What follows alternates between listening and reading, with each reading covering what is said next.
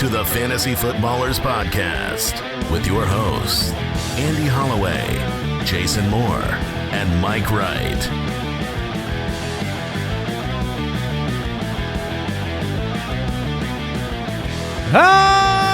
Welcome in.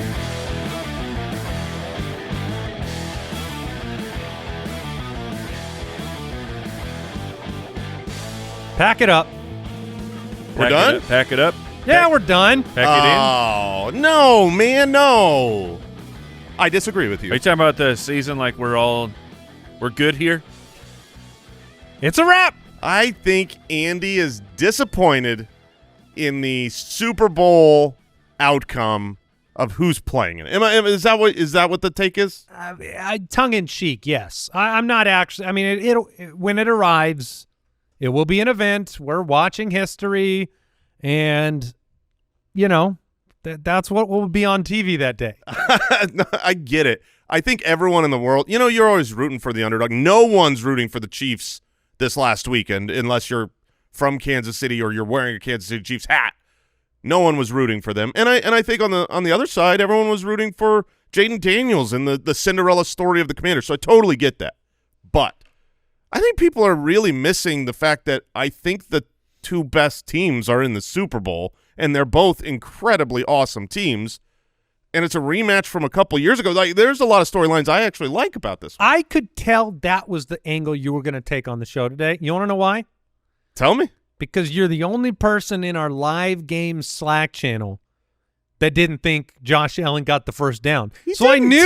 I knew we were coming in here. I didn't think you got it either. I knew we were coming in here, and you would be, I mean, make no mistake, I was rooting for the Bills. I was very upset with a lot of the play calling, the constant failures on the single tush push. There is taking James Cook out of the game way too often.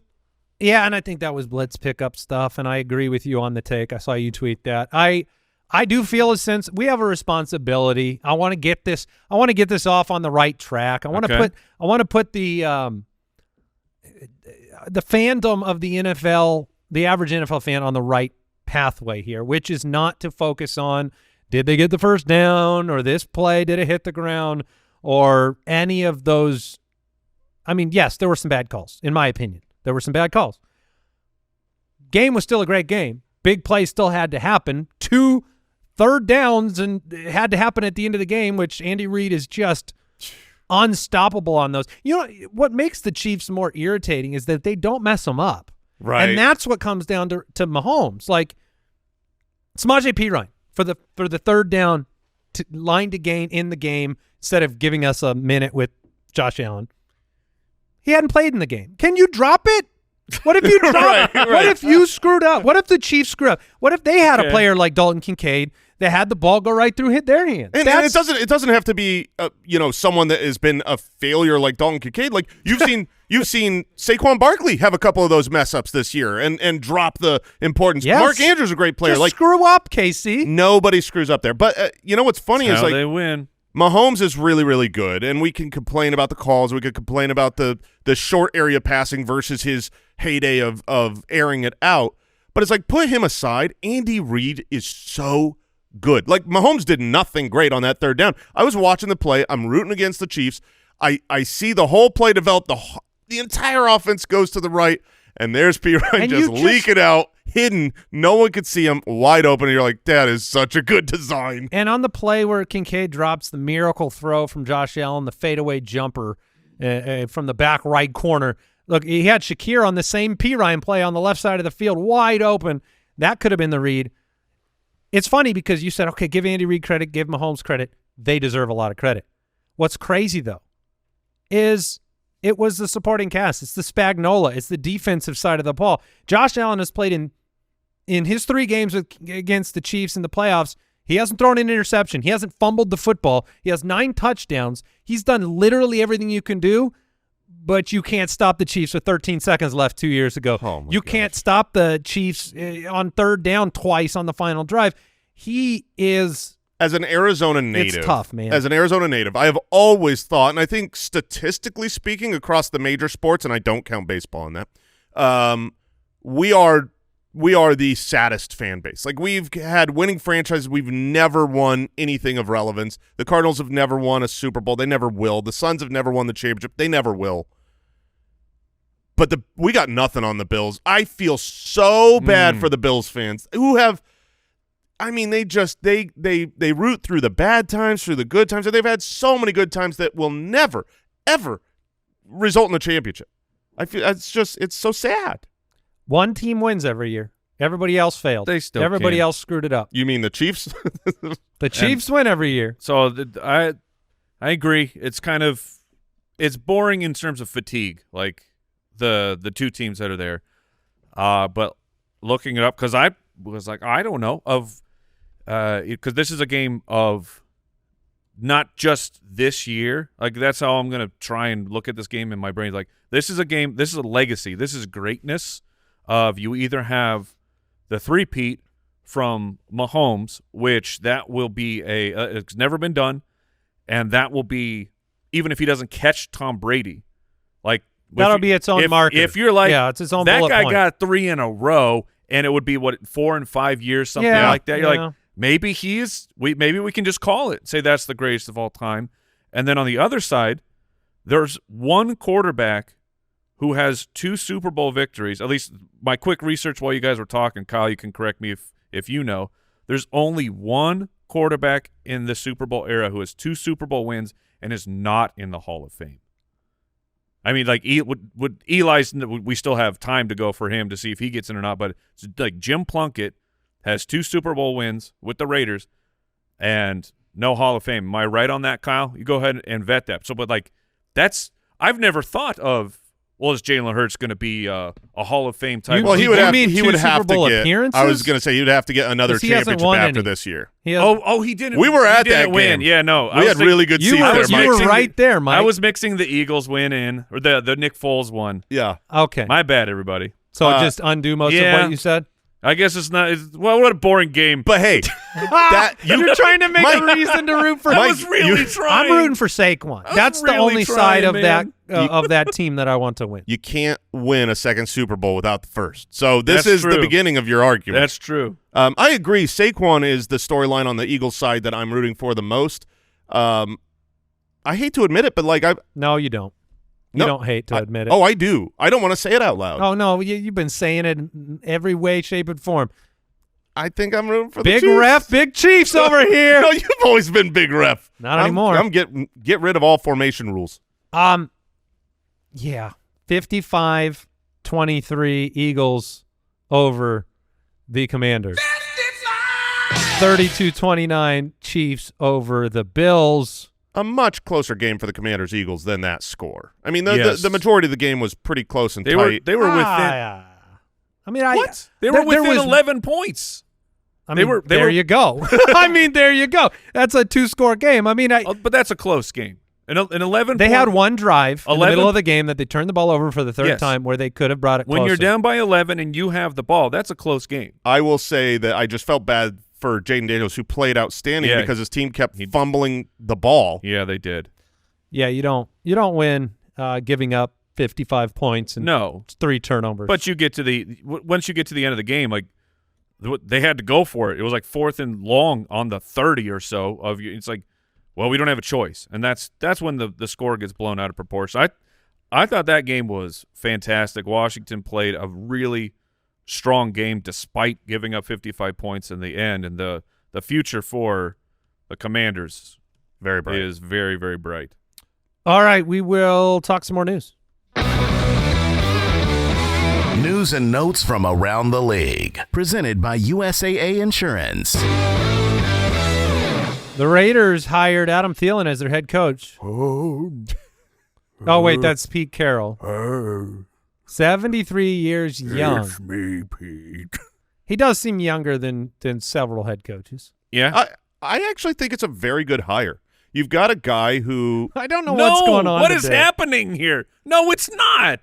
Wait, no, it's I'm not allowed to have my own opinions here if they don't follow yours. But you're just wrong. Okay, but let's hear it. Okay, here's I believe that the Raiders as an organization have not been the most functional, right? You've got this owner at the top who's obviously been a little bit too meddling. And you're going from, a lot of times random head coach to random head coach. Gruden was a stabilizing force, but that obviously ended in an upheaval, a bad fashion, yes, because of things that weren't really football related. Right. Pete Carroll is a stabilizing force. I know he's old. He's 73. That's insanely old for a head coach. However, he doesn't. A human. Sure, for a human, for any job. For a working human, 73 is extremely old. But he's an outlier. I mean, you could say that 31 is extremely old for a running back. That's also a fact. That's true. But Derrick Henry's an outlier. And I think Pete Carroll has more energy than I have, has pretty much always been part of winning programs. And when he got fired, it was a surprise. I don't think he wasn't on the hot seat.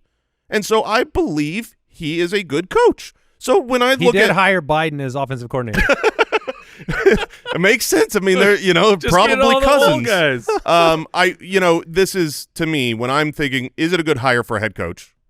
My first question is, is he a good coach? I'm gonna agree with Jason on this, on the principle that of what was remaining, which they failed horribly to acquire any of the coaches they actually wanted, this was the one that's going to most positively impact the locker room and probably be a bridge to a future situation. Now, it was not a long-term plan. If they end up like I think Jeremiah's mock draft has Shedeur Sanders there at 6. We've seen Pete Carroll and a rookie quarterback before make waves. Players will respect Pete Carroll. I agree with that, Brooks. You have a situation that was kind of just dysfunctional through and through over the last few years. So, in that regard, look, it's probably a better NFL to see Pete Carroll chewing bubblegum on the sidelines and Peach Cobbler back in the business. Peach Cobbler. I'm in full agreement that Pete Carroll is an excellent coach. It's just he's 73, and the Raiders' job is that thing is the ashes right now. There is absolute nothingness. That's how you get another job at 73. I'll tell you that. You're trying to build your program up with Pete Carroll has taken over an orphaned dynasty team. That's what has happened. And Pete Carroll, I mean, he's probably got more testosterone than the three of us combined. He might. For sure. There was the video of him getting into office in Raiders' office today, and I'm like, I'm analyzing this, and it's that guy does not walk around like he is 73. Like they're good. I do. He can just move. I do. I mean, like when I'm walking down the hall, I'm like, oh, my hip. 73. Like it. Oh, I hope it works. Do you like it more or less than the Jaguars and Liam Cohen? We had the absolute, like a 3-movie spectacle, the Liam Cohen adventures. We announced on our show. Yeah, we did. We had it in the news that which was reported because of it being reported by, Yeah, I mean, it was officially reported. It obviously was not officially signed that he was remaining with the Bucs as the head coach. It's great for continuity and all of that. As the OC. And 8 nope. 8 offensive coordinators in 8 years for Baker Mayfield now. That's got to be a record. And Liam Cohen, what happened is they had extended him the contract to make him the highest paid offensive coordinator ever, and he hadn't signed it. And instead of signing it on Thursday morning, he secretly under the cover of darkness. He on a quote. He reported a personal matter to Tampa Bay. It was very personal. At that point, you have to take that job. And then went to Jacksonville. Didn't tell them that he was in Jacksonville, and kind of set up the next tenure here. Do you think because Jaguar country? It's funny the way that process played out. I keep going back and forth. Obviously, these are humans with relationships. Baker, Bowles, they're a friend to this man. But also, friends can piss you off and do things to end friendships. And I wonder if the fact that it seemed like, oh, you were coming back and then you secretly go and get another job, are they happy for him or are they mad at him? Mad.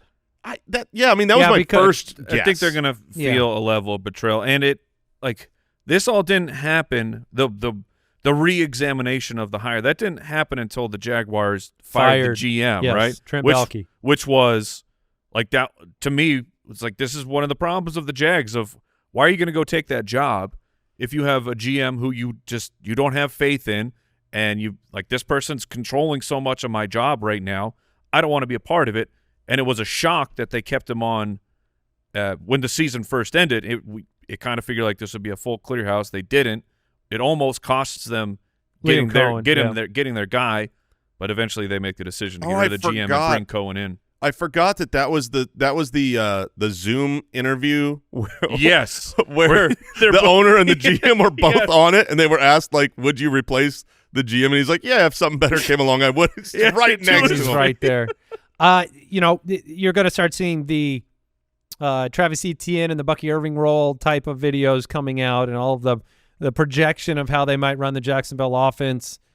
Because that's how it always works. Look, with Jacksonville, some teams you might be able to do that and say, you know what, this is going to really be special when this guy comes into this situation. I'm going to make them show me that first on the field in Jacksonville with the way that Trevor Lawrence has been inconsistent, Etienne inconsistent. Maybe it makes you more excited about stability for Brian Thomas Jr. moving forward. But the problem with the Bucky Irving role, in quotes, is that it was him. It was Bucky. The role was he's super explosive, and he's breaking tackles and getting away from people. If you want to talk about the Rachaad White role from a couple of years ago where he was a great pass catcher, that makes sense. That was more of the role. Well, today's the Truth episode part 2 for running back, so we will talk about both Bucky and Mr. White. Yeah. The Seahawks replaced the 1-year trial of Ryan Grubb with Clint Kubiak, their new offensive coordinator. All right. Run that ball. I mean, this was, Grubb. I think this is a defensive head coach that wants to run the ball. Grubb came in, said all the right things, said he was going to run the ball, and then they threw it a lot, and I don't think that that was what was desired. The Cowboys hired Brian Schottenheimer to be their next head coach. They're going to hire Matt Eberflus as their defensive coordinator. All right, guys, tell me how to feel about Schottenheimer. This one is fascinating. So if 10 is excited and 1 is as unexcited as you can get, Brooks, as a Cowboy fan, you're on the microphone, I think. Do we have Brooks with us?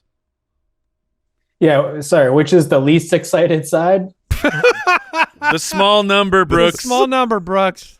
We'll give him it a 2. So, okay. Right. I think that's been the general sentiment. Jerry Jones coming out and saying, look, I can live outside the box. Here's a guy without coaching experience. I'm making him a head coach. Did you see him get teary-eyed at the press conference? I think that was today, talking about how he's known this guy and he's talked to a bunch of people about him. And I mean, look, I'm fine with it. I really am. What's your 1 through 10? Excitement? It can't be more than a 4. I am a 4. A 4 in excitement, but an 8 in consistency.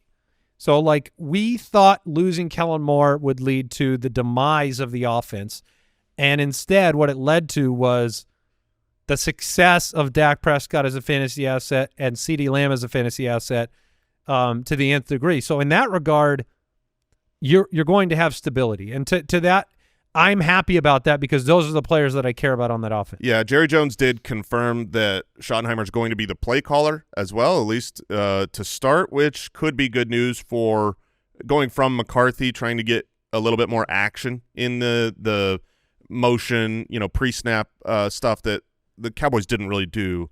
And it could be everything in the NFL is chicken or egg. Do you have the offense? Do you have the players that can actually run the offense?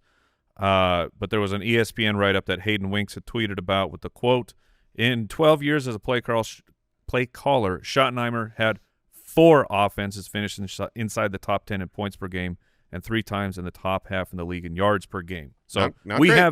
have plenty of years of Schottenheimer, but it's like, oh, he was with the Jets. It's hard to really know, but did they win? I don't really care about wins and losses. I care about points for fantasy. Yeah. So when we're talking philosophically, why they would hire a player or hire a coach, they do they do care about wins in the NFL. Yes, and he has as an OC, win-loss percentage the last, aside from last year, the 4 years before that with a couple years with Seattle, it's good. Right. I'm just curious. I didn't know the answer to that, but Bobby Slowick went from oh my goodness. Bobby Slowick was the offensive coordinator for the Texans, now fired. We bemoaned his play calling from jump this year after loving it last year. It's one of the reasons Houston believes they took a step back with C.J. Stroud was predictable play calling, no adjustments, basically everything that Liam Cohen did well, Slowick did poorly. That man flew in not too close to the sun. He flew into the sun. Sometimes you're projected to be a top 5 pick and you go back to college and it don't work out and your career never happens. That was Bobby Slowick. He could have had any of the jobs last year as whatever was open last year. I get it. You didn't want to take him, but whoops. I'm impressed by the Texans to make the change. It's very difficult to go to the second round of the playoffs 2 years in a row and then say we need to remove our offensive coordinator. But having that kind of thoughtful introspection on what is good and what could be improved, I'm pretty impressed because the play calling was, I think, very poor. All right, that was today's news and notes presented by USAA Insurance. Learn more at usaa.com/insurance. We'll take a break. We'll hit the running backs.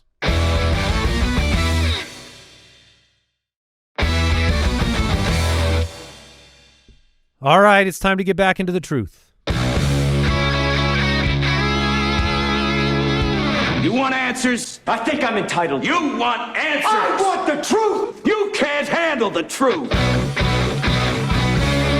We still have a Saints head coaching job to figure out, don't we? Yes, there was. Is Cliff going to end up in? So Joe Brady or Mike McCarthy?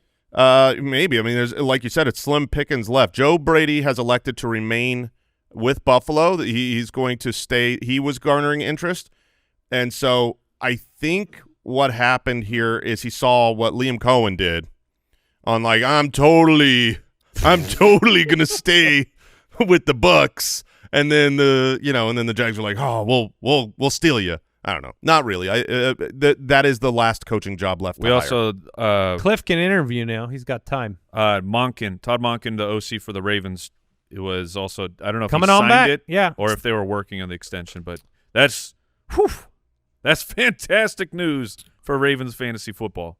All right, we're back into the running backs. We covered the top 8 last week. Today we'll get into the names like Kamara, Connor, Chase Brown, Jonathan Taylor, and talk about the truth, which is our analysis of their consistency and their actual value to your fantasy team when contrasted to their fantasy finish, and how impactful were they. We talked through 8 names. One of the headline takeaways for running backs in 2024 was that, well, it wasn't a year for zero RB. The elite running backs, they crushed. Yes, McCaffrey was a bust with the 101 or 102 in your league. But you look at the next 10 guys off the board, you had a lot of hits. Bijan, Gibbs, Saquon, Kyron, Henry, Achane. These are names that we brought up in the first Running Back Truth episode. There was a small pocket of late-round hits that happened. Chase Brown in the 10th round, Chuba Hubbard in the 11th round. But, it took Chase Brown a while to get going, so that didn't help you right out of the gate. And then, J.K. Dobbins was a contributor, so there was a little run there in the 10th, 11th, and 13th round. Yeah, there was reinforcements. There wasn't right. Like these not were league winners. Yeah, well, I mean, Chase Brown was a league winner, but if you managed to hold on to him long enough, it wasn't a week 2. Oh, here we go. Here was the late round hit that's going to be consistent all year long. They were like Band-Aids. I will say that, season. when projecting out these late round guys, got to give credit to Mike because he was talking about the teams that you want being, Chargers, Bengals, and Cowboys, and those were 3 of the only later round running backs that did much of anything. I think the real reason zero RB didn't work is there wasn't a bunch of waiver wire pickups because the top guys, didn't get injured. So the waiver wire is usually where the anti-fragility becomes a strength. Yes. And outside of Bucky at the very end of the season, there wasn't a whole lot. Yeah, when you bring up Bucky, I start to think about the narrative and data that surrounds there's a rookie running back that always ends up in that top tier. Well, it wasn't the ones it wasn't, Trey Benson wasn't one of those guys. And Jonathan Brooks. Blake Corum. It wasn't anybody that was predictably drafted even towards the end. Marshawn Lloyd. Like, those were the 4 names that got brought up a ton. Even Jalen Wright. None of those guys contributed. The guy that contributed was a free agent running back, Bucky Irving, who came in and just kind of stole away the job. And then we had Tyrone Tracy for the Giants was pretty good. All right, so a quick refresh reminder for you. We're looking at their game log, how many great games of 21 or more points, how many good games, 12 or more points, how many bust games, fewer than 7 points. Coming in at number 9 on the fantasy finish list with a consistency rank of 6, tried and true, Alvin Kamara. We did it again. Now, we got hurt down the stretch. So if Kamara and James Conner to me were 2 of the best running back values for the entire season, right? You had Kamara in the 5th round, Conner in the 5th round, both of those guys in the top 12. And Kamara did it for you pretty much the whole year. You just didn't get him during the fantasy playoffs. Yeah, that was a real shame. And I'm not sure how much of that was, towards the very, very end of the season. The final 3 weeks was just shut him down because you had no one else out there. He's a veteran. You don't have your quarterback. You don't have your wide receiver. You don't have your tight end. Like, everybody got injured. So why put him out there? I'm going to be honest with you. He's 29 years old. I'm not usually in on, aging running backs into their 30s. I'm going to be in on Kamara. I feel like we've worried about his age for the last 2 seasons, and he just catches the ball so much that for fantasy football purposes, I think he has a very safe floor. He wasn't always, having those incredibly powerful week-winning performances. He did very early in the season, like week 2. But it was very hard for him to not have a good fantasy game when you're targeted as much as he is. There is there he is. There is a comfort level with Derek Carr being back, and they seem to have confidence that Derek Carr is going to be their quarterback. That gives me confidence that, he will throw the ball to Alvin Kamara and take the path of least resistance oftentimes in the offense.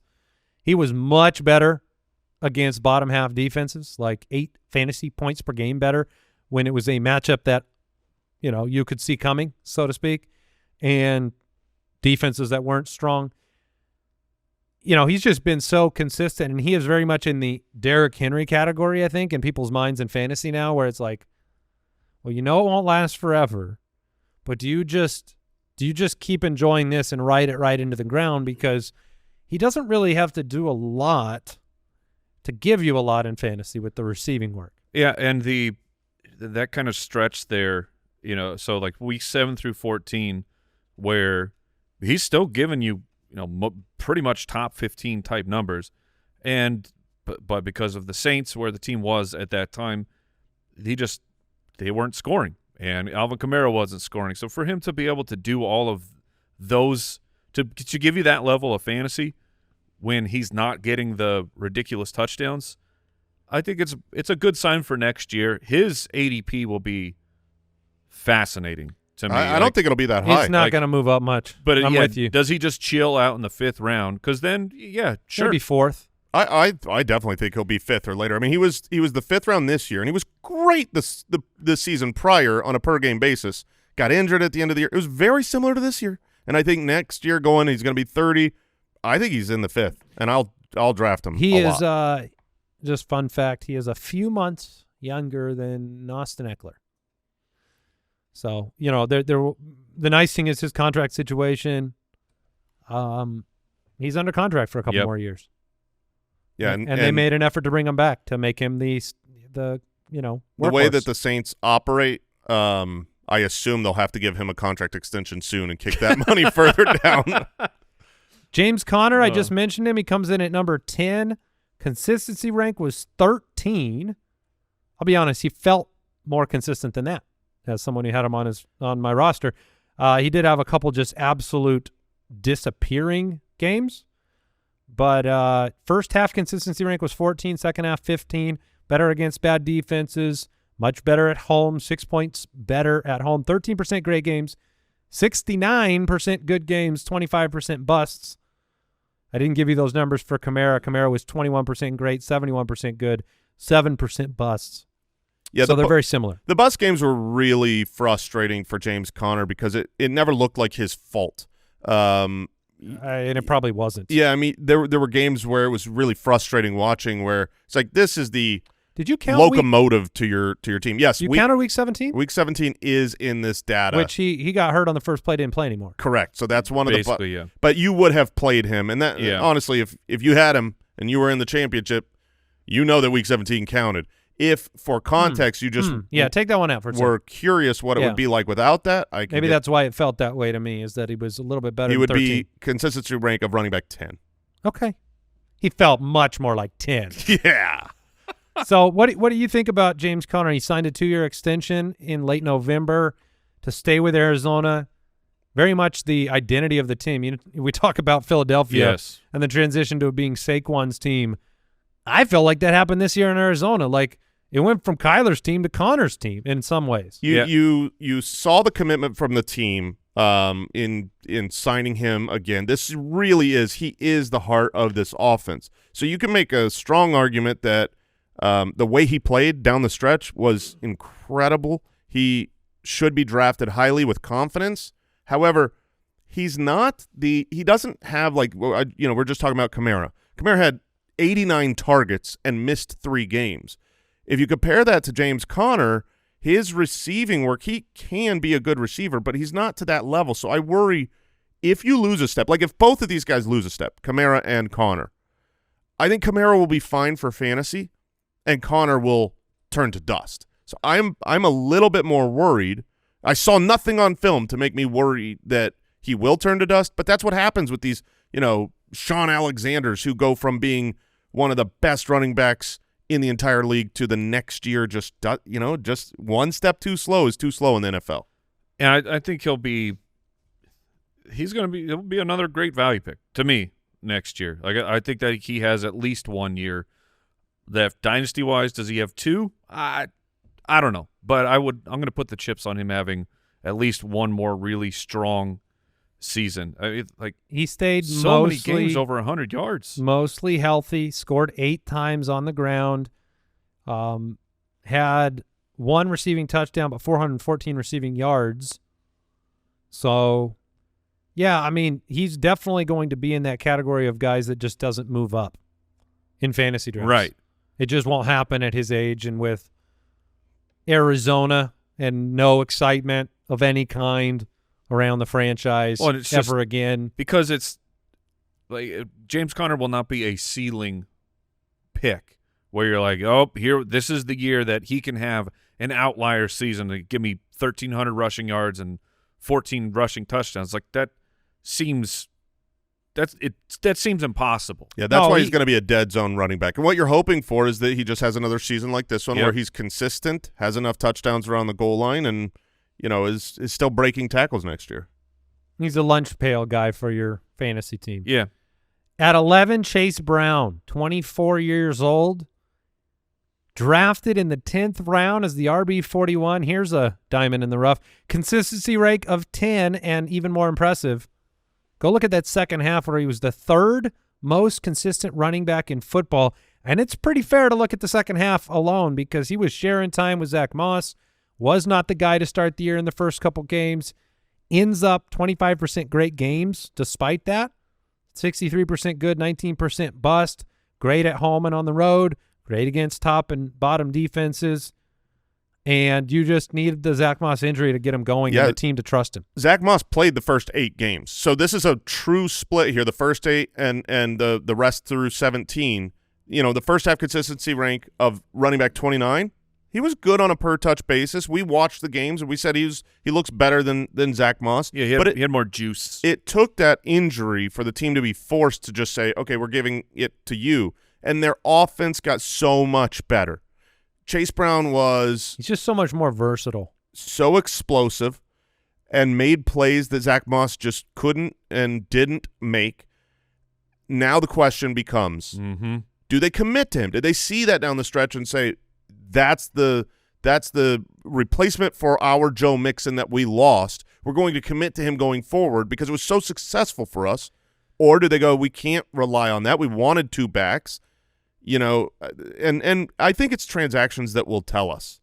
I think they'll stick with him. He's at that perfect age to me, and the way he played for this team to enter his Eckler era for Cincinnati, Good comp. I would believe that they saw his improvement and his versatility and his pass catching.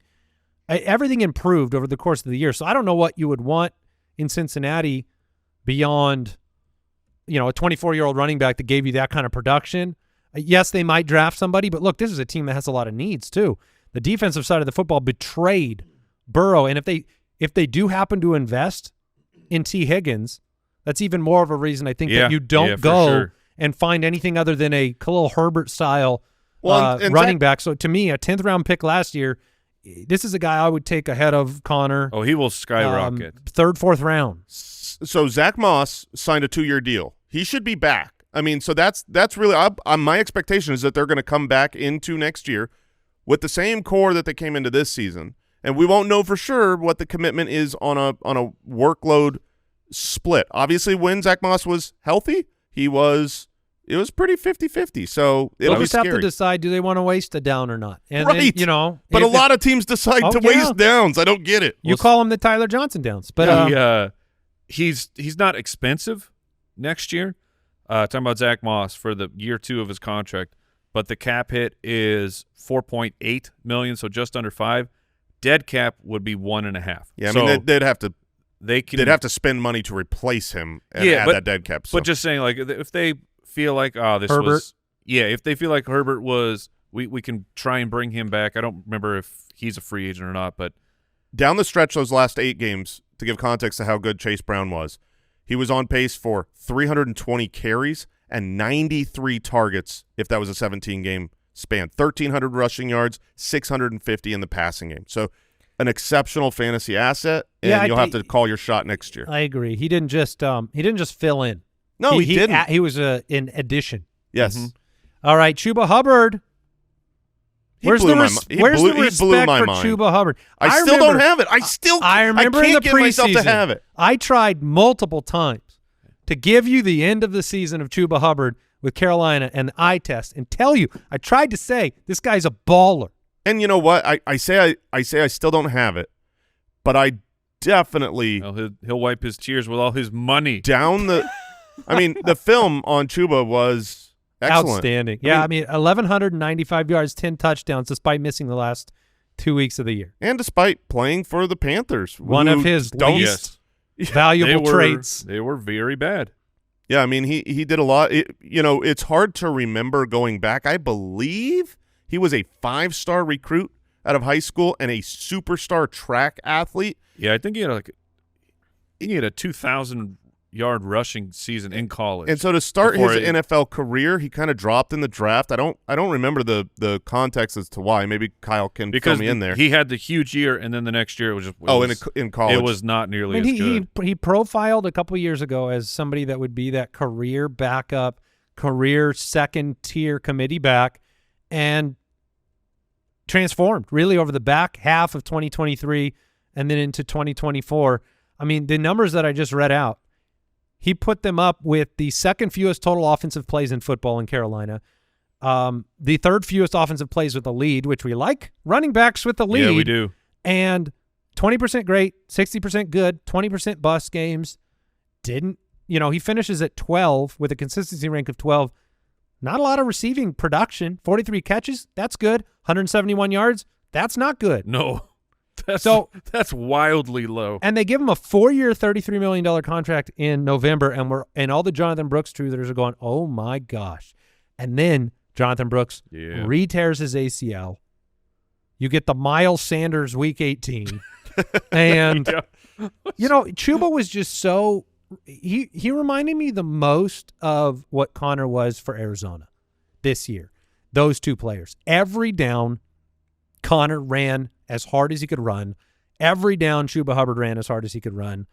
And a lot of tackle breaking. I don't know. Maybe it's the underdog story of being a Carolina Panther and having production that also adds to the lore of Chuba Hubbard. Or the fact that it was just a player that no one wanted to draft because he went in the 12th round. No one wanted him, which process-wise, it makes sense. You don't want a perceived grinder. Or a perceived expiring asset. Yes. And with the rookie's going to come in and take over for a bad team. Like this it's not like, hey, I'm going to have the starting running back for the Kansas City Chiefs for 6 weeks, and then the rookie's going to take over.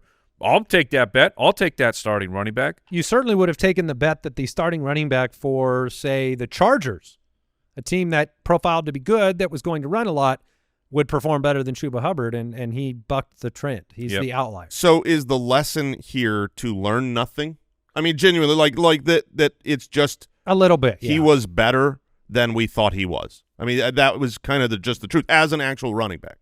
Yeah, or maybe the lesson, if you want to take one, is to have trusted what we saw in the field during the back half of last year and not count that as a kind of an outlier performance. And I don't know if that translates to – No, that's fair for you. You did talk about that. You believed it. You said it was really, really good down the stretch past the eye test. So believe in yourself. We had a very clean narrative coming into the year as to why Chuba could be not good.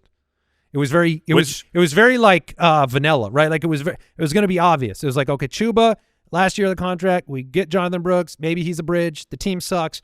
Everything was very lined up for that to be the truth. And maybe that's the lesson too, is that, it's very circumstance specific, and Chuba was just the better player. There was also it took a while. Like the first couple of weeks they were still time sharing with Chuba, and week 1 was a disaster. Chuba was 6 for 14 with no catches in week 1, and it was, there's the 11th round pick. And was it Dalton that took over in week 3? Yes. That made a difference. Yeah, it certainly did. But also his snaps going up. Week 1 and week 2 and week 3, 58% of the snaps. But then you start going north and you're in like an 80% player. I mean, that's when things really were turning around. Like he was getting, he would get you chunk plays, but then other guys would come on the field and you're like, yeah, give me somebody else. Or once Chuba's on there, worked out. Yeah, Andy, you're going to need to convince me next year and remind me that I should be more in on Chuba, because I still feel like I'm not going to be. Because it's still the Panthers. He was so I'll work on it. Inefficient in the passing game. He needs that giant workload to be great, but he got it. So, yeah, just work on it. Yeah, no, we'll do it again. We'll run it back. 13 is Joe Mixon. What a season for Joe Mixon, because first half of the season he was the number 3 most consistent running back. And it took a nosedive in the second half, 19th in consistency, dealt with an ankle injury, dealt with one from weeks 3 to 5, then came out of that delivered 6 consecutive top 12 performances, despite Bobby Slowick's play calling. Joe Mixon was a revelation the first half. This was like week to week he was in the Saquon Henry tier. If you had him, you felt like you could compete with those other players on a weekly basis.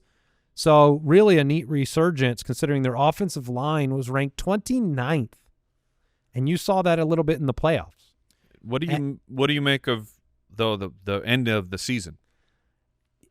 Because it happened. We all watched it, and you're like, dude, that's Cincinnati Bengals Joe Mixon. That guy's not very good. Yeah, I mean, I think you have to find a balance point here, and I think this is one of the few cases where you look at this show and you go, well, we're trying to tell you the truth, the fantasy finish versus the reality. Well, I think the fantasy finish is the reality for Joe Mixon. I think he is a fringe RB1 in Houston. He has the ability to give you the big games. This is a team that has offensive line issues, Stephon Diggs, Nico Collins issues. The team's identity on offense changed a lot, and it's going to change again with a new offensive coordinator. So I think that's where I'll probably have him slotted in. Not first half Joe Mixon, not second half, probably somewhere in 12 to 15. I think that's fair, and even though he didn't miss the games later on when it was worse, he was dealing with some injury concerns. I remember we had some fears that he would miss games, played through it. Obviously not that great. Yeah, I mean, Andy, you had the experience, right? He was on your league of record team, so you felt the confidence going towards the playoffs and the letdown in them. Yeah, and part of it was like you could see it coming in the fantasy playoffs pretty plainly, at least the first and second week. It was Kansas City on the road. Okay, you didn't expect a lot, especially that was a game where they were like, he wasn't practicing. So right. Kansas City, he goes to Kansas City off an injury. You could see it coming. Plays Baltimore. You could kind of see that coming too, dealing with the ankle injury. He scored more points in week 1 than he did in the entirety of the fantasy playoffs. Yeah, Ooh. yeah. He ran out of the mojo and the age and the injuries. I mean, it was a lot like James Conner's finish to the season. He played, and he shouldn't have played. I also think that we've got to give a little bit of, the second half for the Texans was just harder. Once you lose Tank Dell and Stephon Diggs, your offense is far more one-dimensional, and it's easier to play defense against that. And he, to his credit, 38% great games, higher number than anybody we've talked about today by a wide margin, 23% bust, 62% good. When you look at Mixon or Connor next year, I'm probably going to – I'll be on the Mixon side. I'll be on the Mixon side. Not by tons, but by some. Anything else about Mixon you guys want to touch on? Mm-mm. He was better against bad defenses. He was much better on the road. We talked about that late in the year. He had a weird home road split. Weird. Way better. Like double almost the 10 points better on the road, which is not usual. But 2 more years under contract. Age will probably keep him in the 3rd to 4th round. I think so. I think he'll be in the 3rd. Jonathan Taylor, we'll talk about him in a minute. Quick break, and then back with some more truth.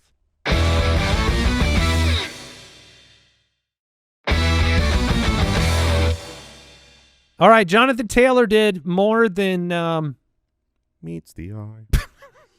I apologize. Jay Taylor. First half consistency was 6th. Missed 3 games in that stretch.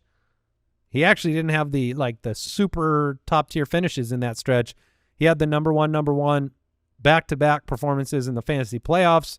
You just had to survive the great fumble. And which I did not. Thanks. Better at home. This year's tough because I think the truth of Jonathan Taylor is a little bit like the Saquon Barkley story. Like Jonathan Taylor is just a tremendous, tremendous running back. Yes. You're going to have ebbs and flows with quarterback changes and offensive changes, which happened in New York for Saquon, and they've happened in Indianapolis for Taylor over the years. But if you just give him somewhat of an even playing field, he'll be great. I talked about this on the last Dynasty podcast. We had some trade for, trade away targets. He was mentioned. I won't tell you in which side. Thank you. But I'm wanting the next contract. I'm wanting the next contract. Where can he go after what Saquon did, after what Derrick Henry did? Because I love how you kicked it off. It's my belief as well that Jonathan Taylor is a tremendous running back. He is not your average player. He's not your average athlete or even your above average athlete. He's a superstar. He's playing in a situation where you can get vultured touchdowns. You can not get dump-offs. Anthony Richardson does not check it down. We need dump-offs. Can I read? Yeah, the target totals for Mr. Taylor since coming in the league, 36, 40, then 28, then 19. This past year, 18. Yeah, it's gross, but target per route run was 17.7. Now it's 6.7. He did enough on the ground to show what a great athlete he is, and he has the chops to catch the ball. This is a situation where the quarterback is not and should not be throwing to the fair. You can make a strong argument. Bring back the wishbone. I mean, so considering all of that, because I think we all would agree in a neutral situation that you'd rather have Jonathan Taylor than Joe Mixon. But then you look at the quarterback, the playoff, the team level. The team's going to be better in Houston probably. Is that, which one wins in that situation? I'm going to be on the Jonathan Taylor side because I'm looking for the highest upside I can get. And I think that Jonathan Taylor has the physical capabilities to be a top 3 back. We don't know who the quarterback's going to be in week 3. It could change to a situation where now all of a sudden he adds to his repertoire the pass catching. And let's be, fair about the end of season when he won people championships and was the back-to-back #1 running back on the week, that was with Anthony Richardson. Yeah. So yeah, we forget that JT was the #1 overall running back. Like we've gotten that out of him. Yeah, sophomore season, right? Yeah, I mean, so much like Saquon's had those years, and then we see it happen again. That is in the cards where I don't think Mixon can give you that in Houston probably. And he's the type of talent where, and you can't draft based on this, but if a team that is Super Bowl contending or whatever loses a running back and the Colts are bad, late in his contract, go trade. People might trade for him. Christian McCaffrey was traded for. And if you're a great talent, your situation can change to where you can be a league winner for fantasy football. 15, Aaron Jones, consistency rank of 21, and just 6% great games, 44% good, 19% bust. So that's 50% of the time he was in the good or great category. 1,138 yards on 255 carries, 5 touchdowns on the ground, caught 408 passes. I don't know how to think about Aaron Jones. I don't know either, season. man. I'm out. I feel like he was so good. I'm out. I don't know if we were wrong about him. I have no idea. I have no idea because he was on our bust list in the UDK. Aaron Jones, I believe he was, unless we audited that late. But for a good period of time, he was. The sentiment of the show was negative. You and Mike. I was going to say we were out. Jason was in. Okay. And I mean, and we were all right. He was drafted as the RB18, and he finished as 15 with a consistency of 21. So that's 18 to me. That's a win. That's a good year. I think so. It's a good return on your ADP. It started well.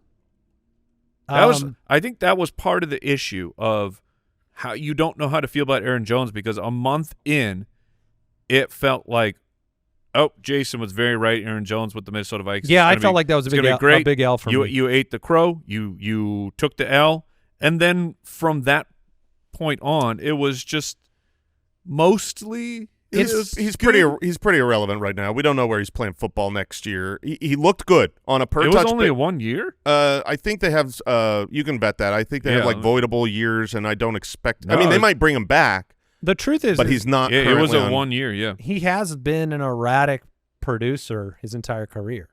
Even in Green Bay, there were games when you're like, that might be the best running back in football, and then there were games when you're like, they either didn't use him. I think that was more of the case. They didn't use him as much, or like he gets banged up. They share time. I mean, even this year on the Vikings, you want to talk about drives that were stopped by taking Aaron Jones out. I feel like he was so far and away their best running back. On a per-touch basis, he's excellent. At 31 years old, currently without a team, going into next year, he'll be 31. Yeah. It's very hard to do anything but have him be a late-round pick that you hope gets opportunity. He could be entering his Dalvin Cook era. Yeah, I mean, you don't want the Dalvin Cook no, you don't. second era. No, you want to get to James Cook. So I don't know if Aaron Jones is a little brother, but we got to get him up here. 17 games played, finished as the RB15. So I'm out. He was all right, but Jason's out. He was you great were in, now you're out. Yep, he was great on a per touch basis. He's a phenomenal NFL player. For fantasy purposes, I'm going to let other people hold that bag. All right, it's time for Bucky and Dick. Bucky Irving at 16, Dick White at 20. Rachaad. Richard. You see how we get there? Yeah. It's right there. I'm telling you, when I just blindly read it, I was trying to remember how and why we call him Dick. I believe it was Richard. Because you said Richard at one point. It's obvious why. Bucky ends up at 16, White at 20. Consistency-wise, Bucky at 16, White at 22, so not far off of their fantasy finishes. The storyline, though, rookie running back, second half consistency, 8 overall for Bucky Irving. You would think that meant White's consistency in the second half would have declined. It was the opposite. He was at 16, still very relevant. Rachaad White, though, next year seems like he will enter the undraftable category for me. That's an insurance running back. Like somebody else in our league, like we've got a guy that just takes players that nobody wants to draft, Nick, and he will draft Rachaad White and probably get good value out of him and play him, and He'll be the guy that I want to play against, and he'll perform against me. That's just where White's going to fall into the committee. But this is the Bucky Irving backfield at this point in time. In the beginning of the year, there were a lot of questions that Todd Bowles had to answer at the podium, talking about, are we going to get Bucky more involved? And you know, he would come out and say this is Rachaad White's backfield, but yeah, Bucky's earned some touches, and I think it was a fair and well-earned transition because, you know, the first 5 weeks of the season, you had Rachaad White, who was really the center of the running back core the previous year, at 67% of the snaps. From that point on, he was down at 51% of the snaps, and they played pretty even snaps. These two guys were pretty 50-50. But if you look at it, that doesn't work for Rachaad White, though. If you look at it in chunks of the season, the further and further they got to more and more important games, Bucky started usurping him in the snap count area while he should have, because he was a much more explosive player. So this will be Bucky's team, and I don't think Rachaad White is undraftable next year. No, with his work in the passing game, and you still always have the built-in upside, just like we had with David Montgomery and Jahmyr Gibbs. Whenever you draft either one of these guys, you've got the opportunity for them to become the takeover back from an injury. A couple other things I wanted to mention here. One is you said like a natural transition. You got to remember these head coaches are not just looking at explosive plays alone when they're selecting who's out there on the field. They're looking at pass protection. He's a rookie. He's learning the playbook. He's making mistakes on a play or doesn't make a mistake. The other story for Bucky was that, you know, he was on the injury report with a toe injury, he had then a hip, and then a back. I think that the toe was it the toe? Toe was was that the Mummy game? The toe was week 9 against the Chiefs, 14 hip and back, and then he was, you know, he had limited snap counts a couple times. He played 17, but man, he was beat up, and that's the question mark around a guy that, you know, is 5'10", 195. Yeah, and that I think that was the Carolina game in Week 13 where he had 28 opportunities, 25 carries on the ground as a smaller back, and was so good. He was the running back one that week, but I remember walking to the locker room. He was like a mummy. Yes. He was wrapped up like a mummy, and then the next week he basically only played 16% of snaps. Got the ball 4 times because he was dead. Yep, and yeah, Rachaad White's going to fill that late round, pass heavy upside, like you said, if either guy gets hurt, role. 17 was David Montgomery. We got to talk about Gibbs on the last episode. Consistency rank of 7. And man, I had him. I felt it. Consistency rank top 10 running back every week. Somehow he always did it. I mean, it wasn't great. I mean, it's 7% great games. He didn't go out there and win you the week. But goodness gracious, he got a touchdown every – I was like always – he's just my automatic – 79% good game. I'm going to get, 10 to 15 points every week in half PPR, not even worried about him. He's such a I think he's a tough pick for fantasy players. Maybe that is going to change, but maybe not. I mean, Jahmyr Gibbs is just – what is it, Sonic and Knuckles, right? I mean, Gibbs is so explosive that – I think it's fair for anybody watching the game to always want Jahmyr Gibbs on the field. If you're a Detroit Lions fan, you would want that. But Montgomery brings something to the offense. It's just a matter of, does he get into the end zone? He did this year, 12 touchdowns. 25 touchdowns on the ground in the last 2 years. So will he get into the end zone next year? Yes. And the worry of the injury is irrelevant. He was back playing football this year. So I'll be fully in, because David Montgomery is not going to rise. He did this last year, and if anything, he's going to fall from where he was in the draft last year. Because of Gibbs' fantasy finish? Exactly. You're probably right. You have the Ben Johnson variable sure. of he will no longer be in town.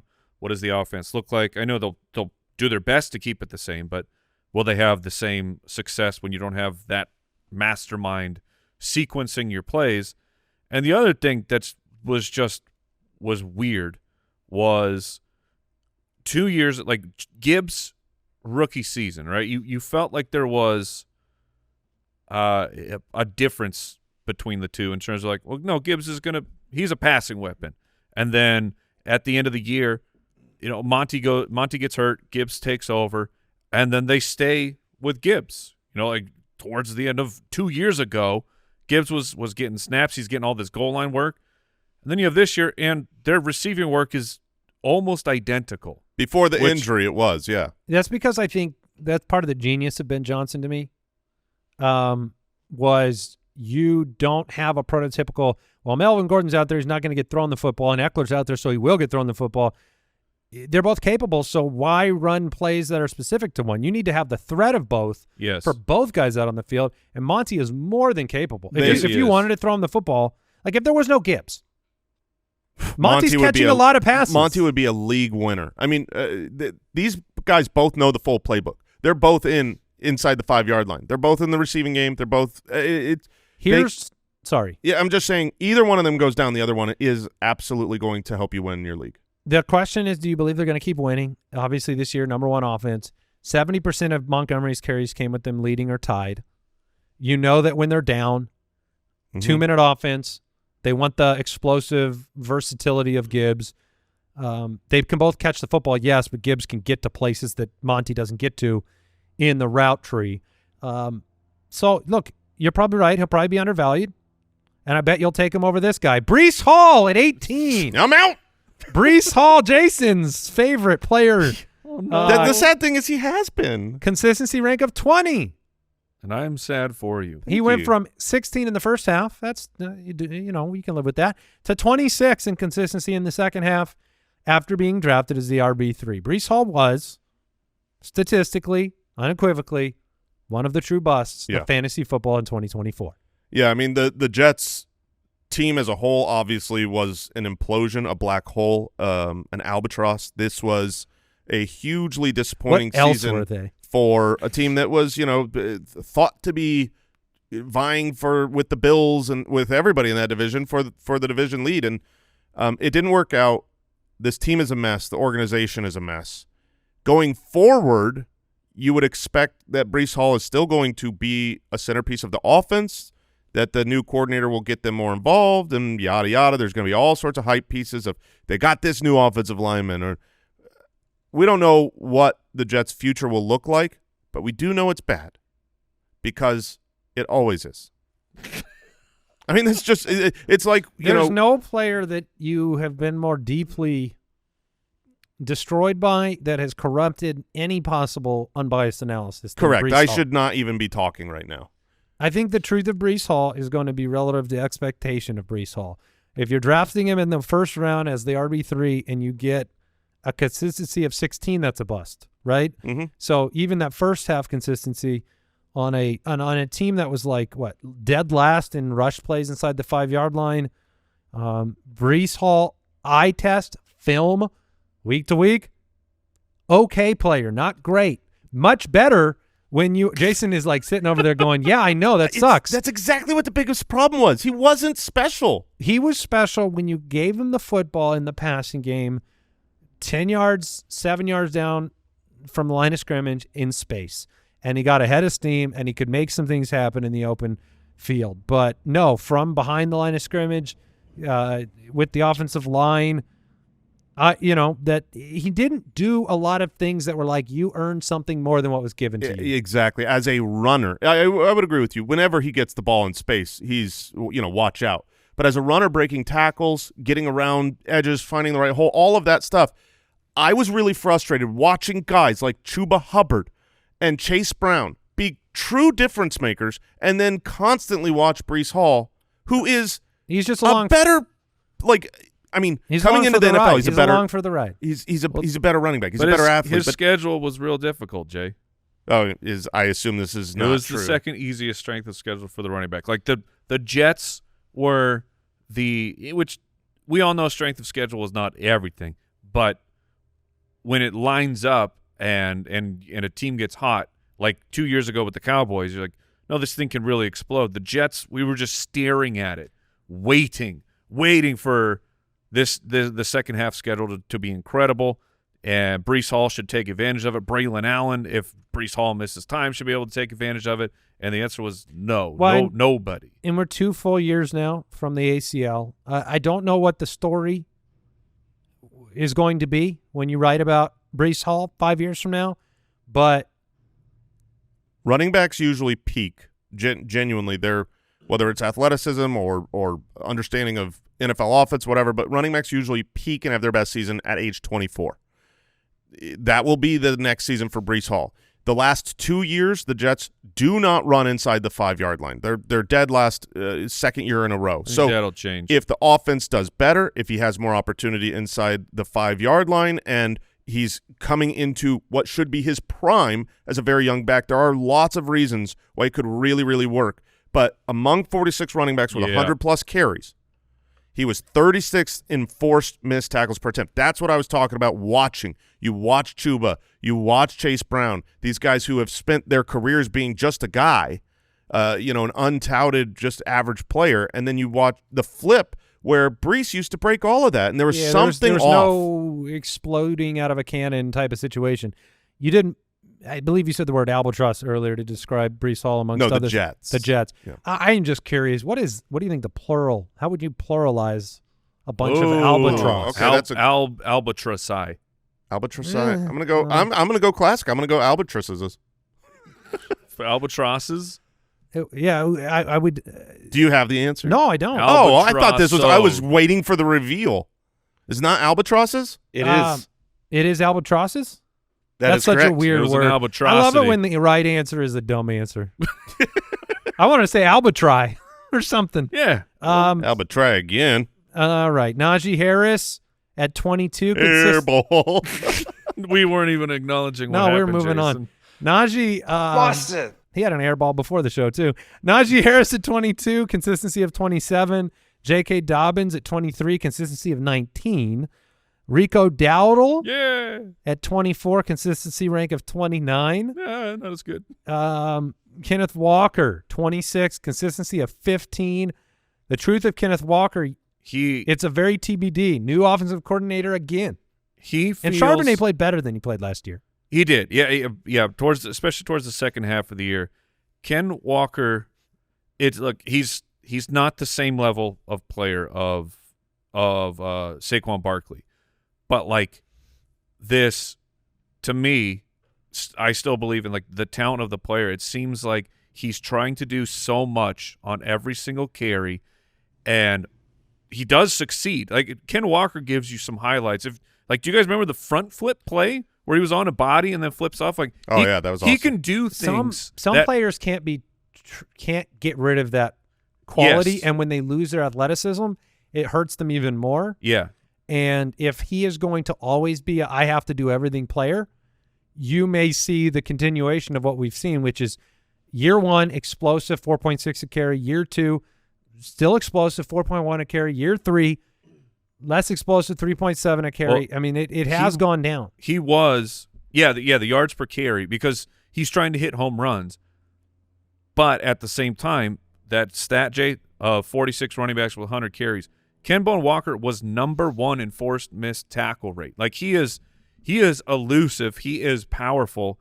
He is not in a great situation, and he is in a timeshare. And he keeps getting hurt. He does. He is made out of wet newspapers. That's what his bones are made out of. Oblique, calf, ankle, IR with the calf, kept trying to come back. I mean, I think I'm going to be in, though. He's too, Mixon or Ken Bone next year. Oh, I still think I'm on the Mixon side of that one. I'd probably be on the Mixon side of that one. Connor or Ken Bone? Ken Bone. Yeah, that one I'll go Walker. See, I just think it's if you get the right season and this team can perform, but I don't have confidence yet in the quarterback, the head coach. Well, they got to fix that line. PFF, the offensive line, their offensive line per PFF's ranking 31st. 71% of his rushing yards came after contact. That just shows what a special player he is and what a bad offensive line he had. Yeah. If that's where you also said shows he had a lot of chances to try to break tackles because they were like permanent. Yeah. You said it. If the right season happens. Yeah. And I'm not expecting, I wouldn't push my chips that the right season is going to happen. But it's one of those players like Jonathan Taylor where if the right season happens, he's, a top 5 back and a total difference maker. If it presents itself. And he started catching a ton of balls this year. So we got a Super Bowl coming up, huh? We do.